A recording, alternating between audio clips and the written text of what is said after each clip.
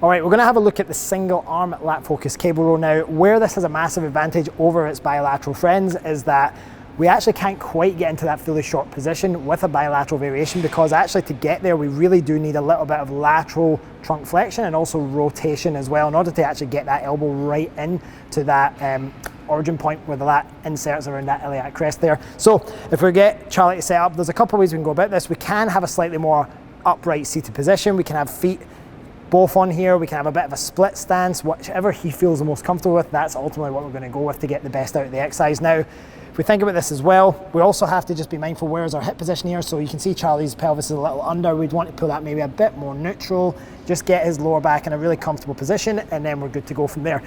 From here, he's going to focus on driving that elbow down. He's going to really think about getting that elbow right into the base of the spine.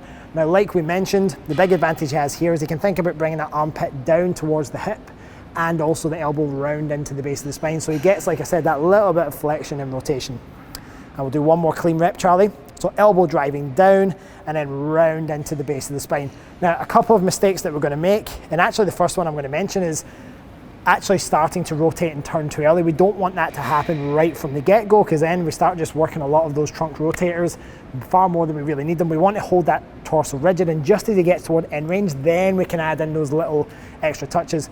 The other thing, of course, is yanking at the handle and using way too much momentum. There's also overextending and starting to bring that arm path wider.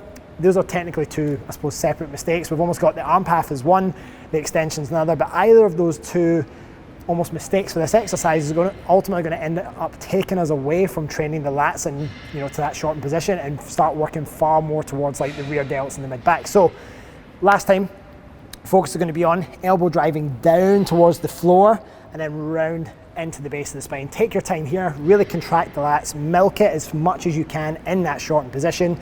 And then as you bring the arm forward, you're going to keep the elbow low to the ground and almost like you're scraping your elbow along the floor and back to that start position. Yeah.